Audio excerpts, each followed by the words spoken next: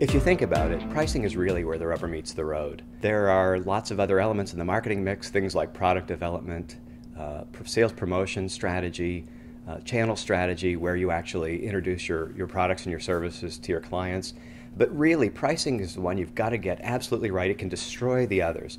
You can get all of the other ones right, but really, if you've got the wrong price, if you violate buyers' expectations of what they're willing to pay, you've lost it. You've compromised all of the other elements, and that's also one of the reasons that pricing and pricing research can be a little scary.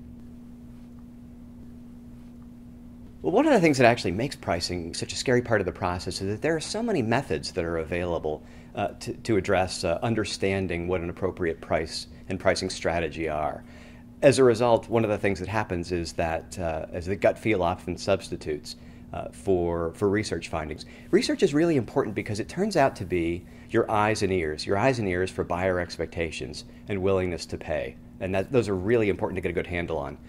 But it's really, really important to get the research right, to pick the right methods and match those methods to your objectives.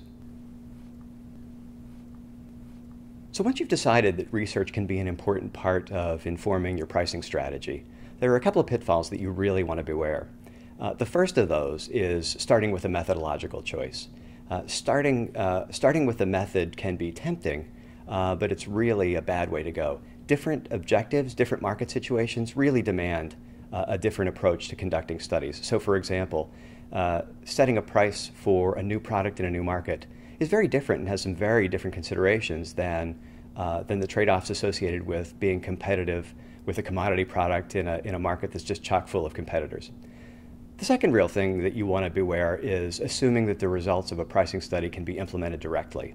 They really need some context, and actually the design of the research requires some context, and we have a model that we like to use to help to inform those considerations when we're working with clients.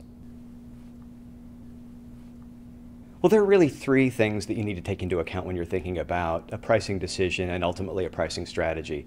And really, consumer insight is one of those things, and that's what research can help you with. But the research also needs to be informed by a couple more things. Before you decide on a research approach, you need to think about your market situation, where you are in your product life cycle, competition, category maturity. You also need to take into account business goals and constraints. So is your organization interested in maximizing share?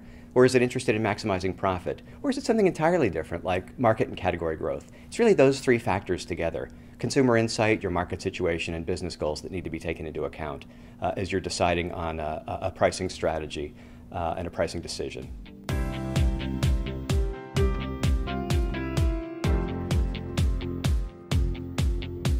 And there are really two marked differences from a lot of traditional pricing survey-based research. Innovation is actually simpler and far more accessible. It's about doing things differently. You know, it really starts with the positioning of the brand in terms of attracting the right employees and the right customers.